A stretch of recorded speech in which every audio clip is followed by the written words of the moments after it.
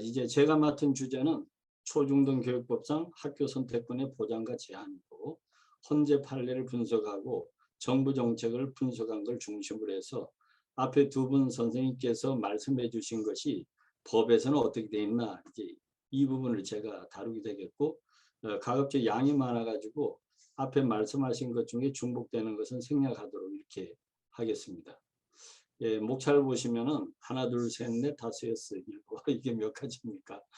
네, 학교 선택 보장 법리, 초중등 학교별 입학 전형 방법, 헌재 판례 궤관, 일반고의 입학 전형 방법과 관련돼서 또 헌재 판례, 예, 특목고 자사고의 입학 전형 방법 제한과 헌재 판례, 그다음에 정부의 자사고 등 폐지 정책과 또 학교 선택권 보장의 제한에 관련된 거, 그리고 이제 종합적으로 그 검토를 하고 과제를 제시하는 순서로 되어 있습니다. 건너뛰는 게 많을 겁니다.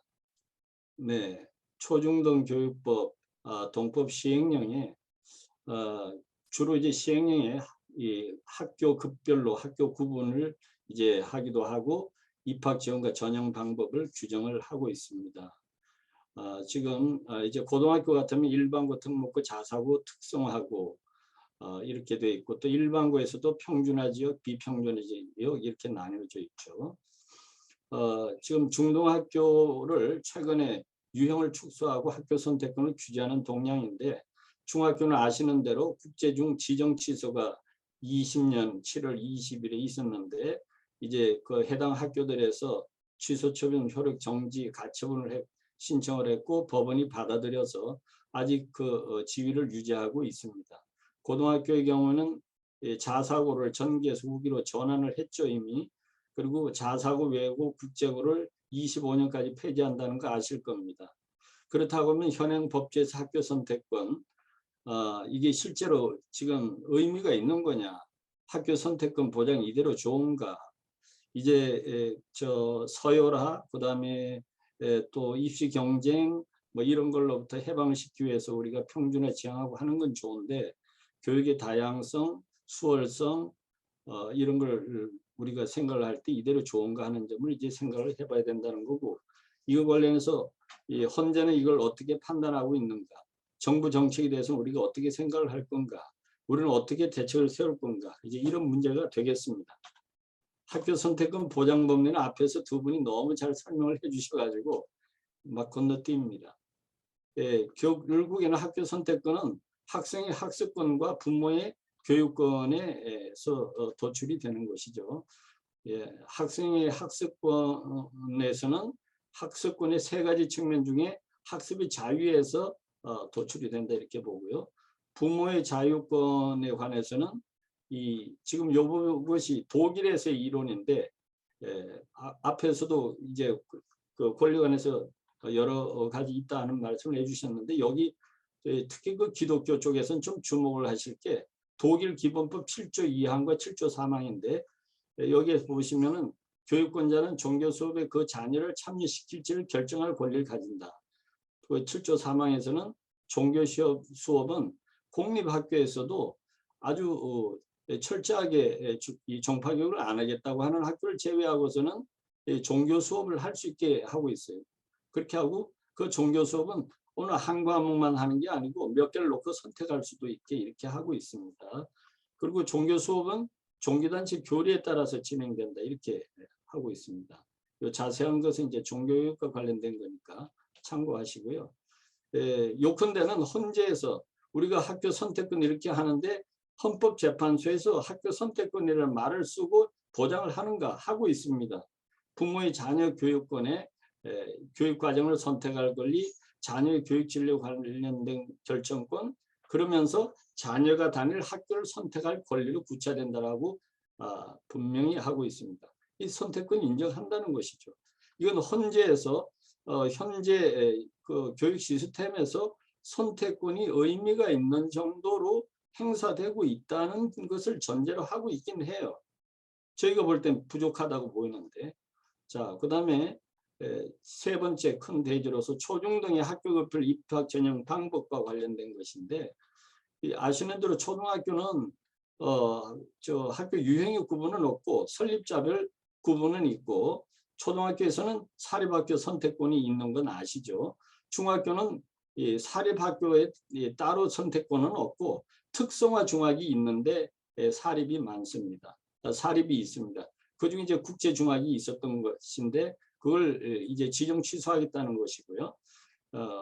대부분 일반 중학이고 무시험 추천이고 사립의 경우에는 이 평준화 체제에 이 편입이 되어 있기 때문에 특별히 학부모가 사립이라고 선택권이 있고 이런 건 없고 고등학교는 아시는 대로 일반고, 특목고, 자율고, 특성화고 간의 선택권이 있고 일반고도 비평준화 지역과 평준화 지역에 따라서 선택권 행사 내용과 방법이 다르다 하는 말씀을 드립니다.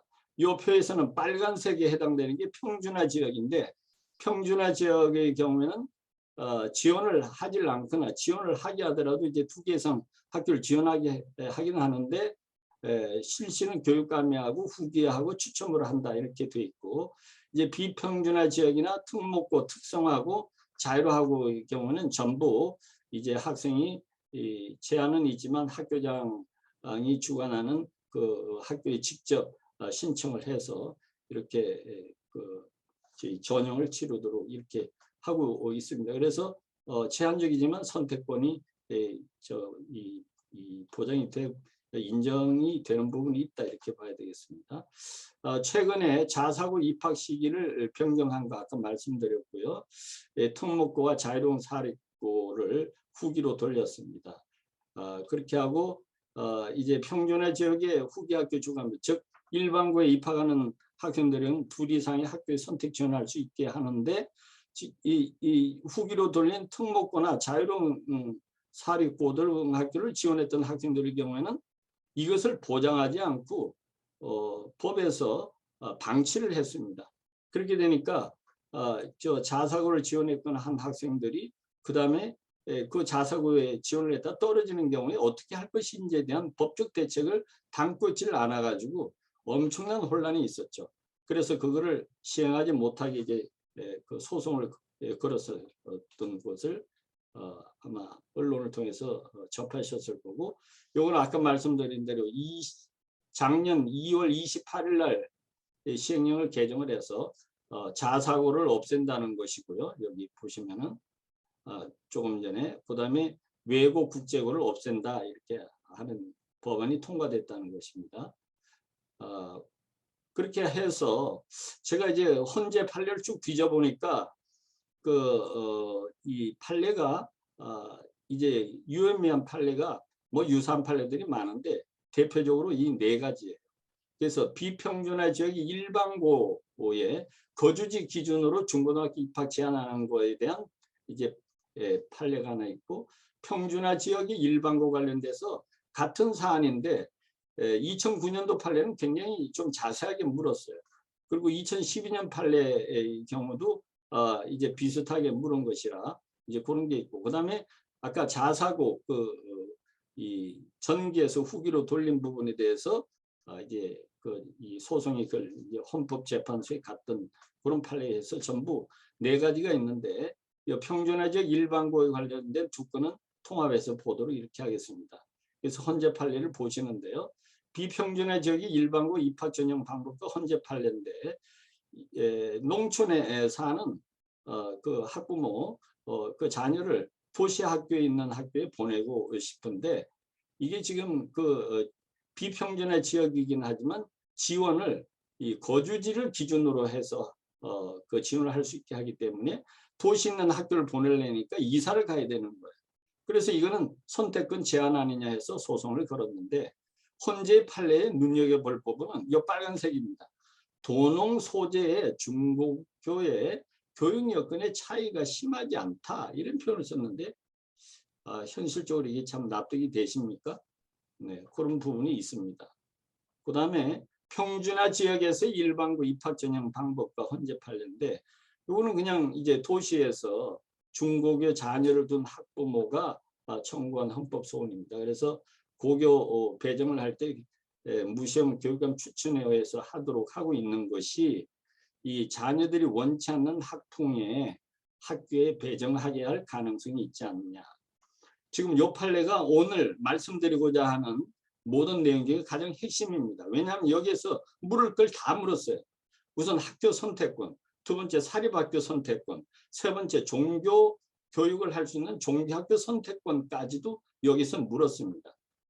그래서 이제 결론을 보시면은 헌재 판례인데, 우선 이 학교의 이 구분과 그다음에 입학의 방법, 전형에 관해서 법률의 규정을 하지 않고 시행령에 위임을 함으로써 정부가 바뀔 때마다 입시 이 전형 방법이 바뀌거나 이렇게 하는 것이 문제 아니냐. 그러니까 이거는 법률 유보 원칙, 이 위임입법의 한계 위반 아니냐 그랬는데, 헌재는 일관되게 이 판례뿐만 아니라 모든 판례들에서 학생의 수요와 고등학교의 공급을 조절하여 이 탄력적으로 대응할 수 있게 하기 위해서는 시행령에 둘 수밖에 없다. 그래서 위임 취지에 부합한다 이렇게 얘기를 했었고요. 학교 선택권과 관련해서는 이 비교적 합리적이다. 입학 전형의 학교 분포 통합 거리를 고려했고, 그다음에 선 복수 전 후 추첨을 제한적이지만 보완적으로 내놓기 때문에 학교 선택권 침해가 과도하지 않다 이렇게 봤습니다. 사립학교 선택권 침해와 관련해서는 이 사립학교에 대해서 굉장히 엄정하게 냉정하게 평가하고 있습니다. 사학이 사학답지 않다는 것이죠. 독자적인 세계관, 교육 목표, 수업 내용, 방법에 기초해서 수업을 제공함으로써 국공립학교에 대해서 뭔가 대안적인 것이 있어야 되는데 지금 그렇지 않으니까 사립학교 선택이라는 게 의미가 없지 않느냐. 그래서 공립학교 본질적으로 차이가 없다. 그다음에 거기에다가 사립이 재정적으로도 정부에서 지원을 받고 있기 때문에 이 빨간색 보십시오. 설립 주체만 학교 법인일 뿐 공립 대체 사립학교로서 공교육 책임에서 철저하게 편입돼 있다. 이렇게 하고 있습니다. 그래서 이 사학 선택을 보장을 위해서는 이런 여건이 갖춰졌을 때 우리가 생각할 문제지, 현재로서는 따로 사립학교 선택권 생각할 여지가 없지 않느냐 그러는데 엄청 문제가 많습니다. 그러면서 여기는 2009년도 판례인데 특목고 자사고의 증가로 사립학교 선택권이 점차 보장되는 방향으로 가고 있다 그러는데 지금 바로 그 특목고 자사고를 없애려고 하니 이 시점에서는 헌재가 어떻게 판단할지 궁금합니다. 그다음에 종교학교 선택권 침해 여부인데요.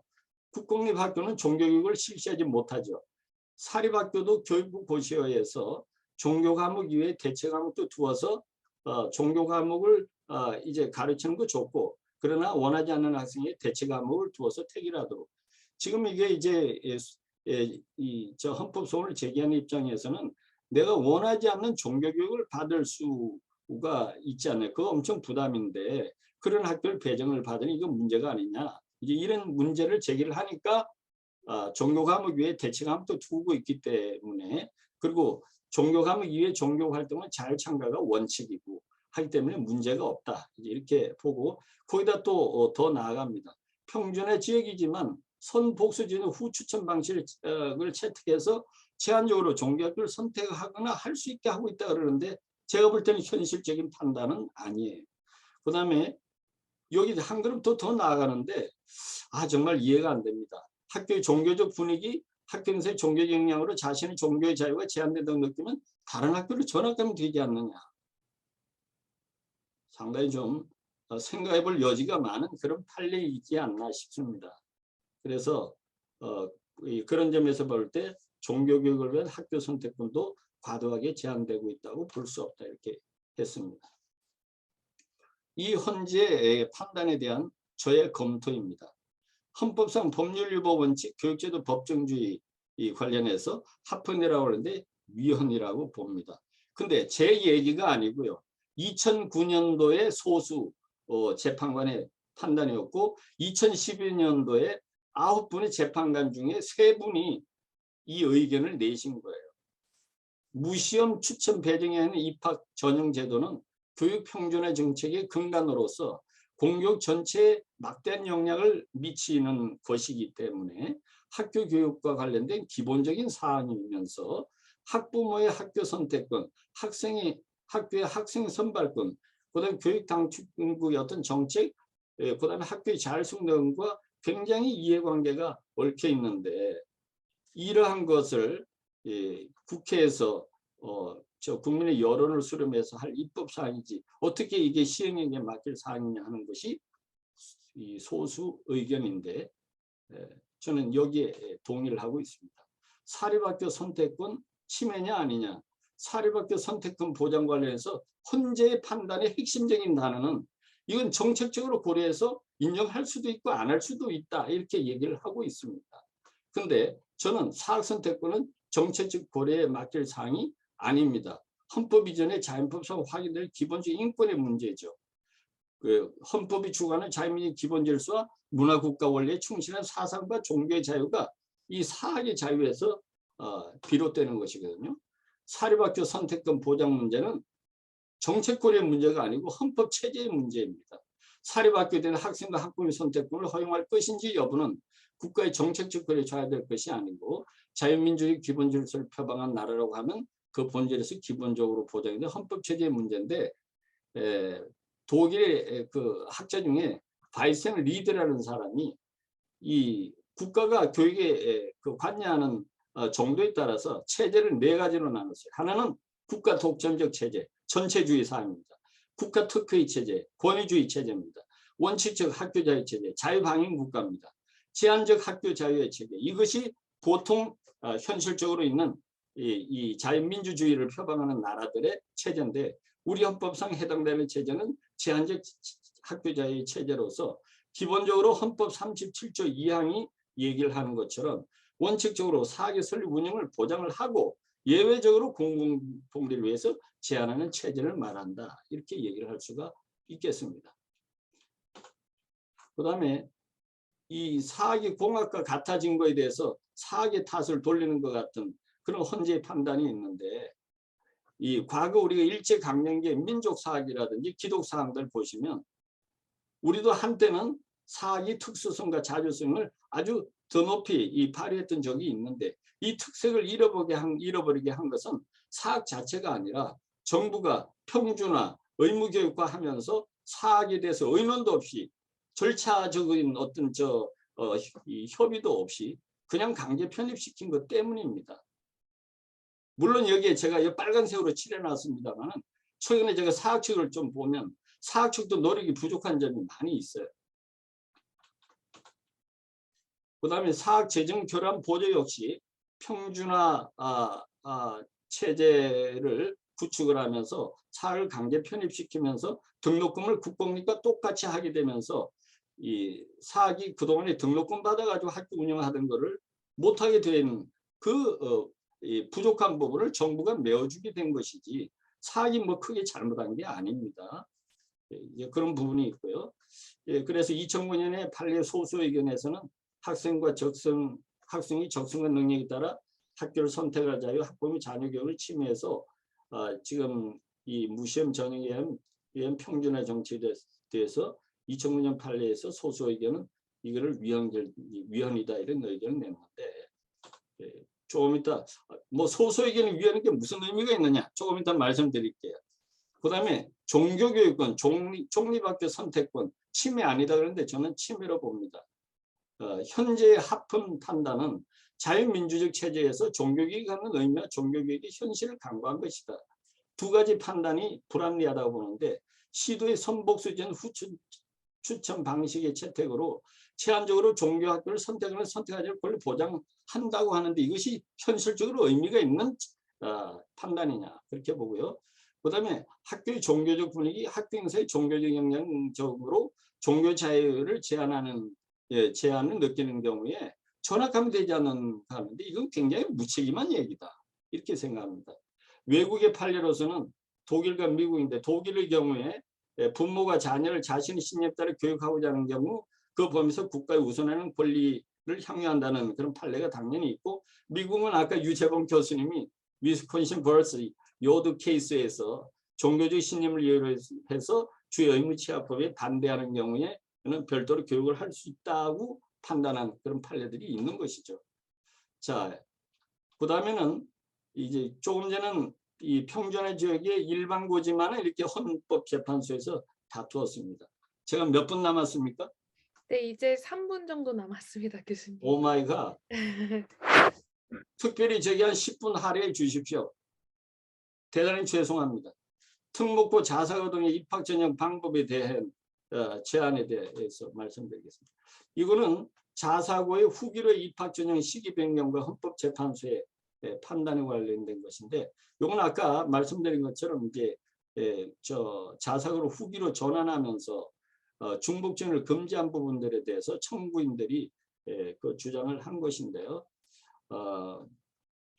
중요한 이 학교 선택권에 관련된 법률 앞에서 했기 때문에 여기에서는 이제 후기로 돌린 것은 합헌이다. 그러나 그 후기로 돌린 자사고에 지원을 했다 떨어진 학생들에게 대책을 세우지 않은 것은 그거는 그 자사고 지원한 학생들을 지나치게 차별한 것이다. 그래서 그 부분만 위헌으로 결정을 해서 지금 뭐 학생들은 처음부터 일반고 지원한 학생과 동일하게 이제 학교를 선택할 수 있도록 이렇게 했다는 것을 말씀을 드립니다. 예, 그렇게 하고 그다음에 헌재 판례의 시사점인데, 지금 요 자사고 관련해서 말이죠. 아까 조금 전에도 나왔지만 헌재는 일관되게 철저하게 정부 측 입장입니다. 그래서 자사고가 잘못한 게 하나도 없는 것처럼 다 얘기를 해놨어요. 일반고와 교육과정의 차이가 없고 학업 능력 우수 학생을 선점하기 위해서 전기라고 하는 것을 활용을 했고, 그렇게 하니 그다음에 자사고가 과학고와 관련해서 왜 과학고는 정규를 하면서 자사고는만 후기라느냐 그래서 차별한다고 하는데, 과학고는 뚜렷하게 전기로 뽑을 그런 이유가 있지만 자사고는 보이지 않는다 이렇게 얘기를 하고 있습니다. 그래서 이 부분은 자사고 측에서도 이 헌재의 판단이나 정부의 판단, 사회의 판단에 대해서 깊이 수용할 점들이 있겠다 이렇게 보고요. 정부의 자사고 정책 폐지, 자사고 등 폐지 정책과 학교 선택권 보장의 제한과 관련된 것인데, 이제 특목고 자사고 폐지 정책은 2019년 11월에 고교 소외라 해소 방안, 그리고 2020년에 주요 업무 계획에서 이제 구체화되고, 이것을 20년 2월 28일에 법령 개정을 통해서 이제 25년에 폐지하는 걸로 이렇게 했습니다. 이제 그 맥락에서 그때 폐지하더라도 미리 지정 취소를 하겠다 그래서 특성화 중학대원 영문학교 평가해서 70점 미달이다 그래가지고서 지정 취소했는데, 그 학교에서 집행 정지 그 처분 쟁송을 벌여서 받아냈습니다. 그래서 그냥 현재 유지하고 있고요. 자사고도 같은 맥락에서 지정 취소했는데 변경된 기준을 심사 대상 기간이 지날 때쯤 통보를 하고 이걸 위해서 심사한 것은 절차적인 면에서 허용될 수 없다 이렇게 얘기를 했습니다. 그래서 그냥 그대로 일단은 그 유지가 되고 있고요. 이에 대해서 교육부 방침은 운영성과평가의 절차적인 부분에 있어서 문제가 있다는 것일 뿐이기 때문에 미래 교육의 전환을 하는 것은 차질 없이 그대로 추진하겠다 이렇게 이제 얘기를 하고 있습니다. 이 빨갛게 쓰는 부분은 이것이 자사고나 외고 국제고에 대한 그 부정적 평가의 대표적인 문장이니까 우리 참고로 해야 되겠습니다. 그렇게 되니까 이제 수도권과 자사고, 국제고 24개 학교가 투쟁에 나서서 작년 5월에 헌법 소원 제기를 지금 해두고 있는데, 이것이 굉장히 중요한 고비가 될 것입니다. 이제 이 결론에 들어가는 것인데, 헌재 판례 및 정부 정책의 종합적 검토입니다. 고등학교 입학 전형 방법과 절차에 관해서 포괄적인 위임을 하는 것에서 합동 결정이었는데 저는 부당하다고 보고 있고요. 교육제도 법정주의 원칙에 대해서는 이것이 강구한 면이 있어요. 자세한 것은 제가 생략을 하겠는데, 교육제도 법정주의하고 그다음에 뭡니까 그 위임입법, 포괄적 위임입법 금지하고는 조금 이렇게 차이가 있는데, 어쨌든 교육제도 법정주의가 굉장히 중요한 것인데 헌재가 이걸 강구한 면이 있고요. 그다음에 사회 현실에 대한 정부 측 주장을 헌재가 무비판적으로 받아들이는 면이 있다. 그다음에 빨갛게 칠하는 거 사립학교 선택권 허용할 것이냐 하는 부분에 관련해서 이를 정책적 고려 문제를 인식한 것은 아주 심각한 문제다. 그다음에 시행령의 종교교육을 위한 학교 선택에 제한 합분 결정 역시 이 현실을 잘 모르는 그런 점이 있지 않느냐. 그래서 이 헌재 재판관님들과 재판 연구관님들이 사실 뭐 여러 가지 판례를 다루면서 교육 정책을 잘 모르는 부분이 있어요. 예, 그래서 현실 인식을 결여한 면이 있다 이렇게 생각을 하고요. 정부의 사학 정책 관련해서도 학교 선택권의 규제 강화, 교육의 다양성, 수월성 교육의 중요성을 강조한 면이 있고 교육의 하향 평준화를 이야기하는 점이 있다 이렇게 생각을 합니다. 사학의 학교 선택권 보장을 위한 과제인데 정부와 사학의 협의체 구성의 필요성이 이걸 얘기를 하고 싶어요. 그래서 일본은 사학심의, 대만은 사학자문회라는 게 있어가지고 항상 사학 문제를 다룰 때 사학 당사자를 포함시킵니다. 현재 우리는 사학혁신추진위원회가 있는데 여기 사학 당사자를 포함시키는가 이 문제를 제기해야 될 것 같고요. 영국의 사례에서 아까 유재범 교수님이 자세하게 말씀해 주셨는데 이 영국이 여기 빨간 글자로 된 이 학교들 유형이 있죠. 발리오터리 컨트롤드 스쿨, 발리오터리 에이디드 스쿨, 인디펜던트 스쿨이거든요. 이게 다 사립인데요. 중요한 것은 이게 종립사학들인데 다 자발적으로 우리는 완전히 우리의 토지라든지 건물이라든지 모든 재산을 다 정부에 기부를 하고 정부에서 전적으로 재정적으로 지원하면서 정부의 간섭을 받겠다는 게 컨트롤드 스쿨인데 어디까지나 강제가 아니고 발륜터리입니다. 자발적. 발륜터리 에이디드 스쿨은 기본적인 재산은 그 학교가 가지고 있습니다. 그러나 재정적으로 일부 지원을 받으면서 그러나 교육과정은 아까 말씀하신 대로 잘 주고하는 학교. 인디펜던트 스쿨은 정부와 전혀 무관하게 자발적으로 하는 학교. 이렇게 되어 있는데 말씀드리고 싶은 것은 이 절차에 있어서 어디까지나 캔터베리 대주교, 종교 지도자들 협의해서 했다 이런 얘기죠.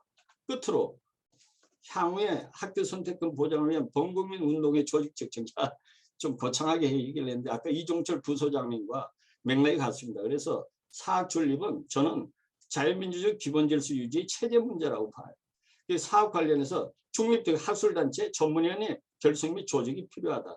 재판 연구관님들 자주 만나셔야 됩니다. 그리고 교육부 시도교육청에서 수시로 사학에 대해서 간섭하는 지침이 내려오잖아요. 그거를 개별 학교에서 그 대처하기는 어렵습니다. 전문적인 그 위원회가 사학 자체 내에서 있어가지고 대응을 해야 되는데 조직적으로 이렇게 보고 그다음에 사학협의체의 자구책인데 또 국회 교육위원회하고도 지속적으로 활발한 교섭이 필요하다 이렇게 보고요. 그렇게 하기 위해서 사학, 시민단체, 학대, 교육계 연대 활동이 필요하다.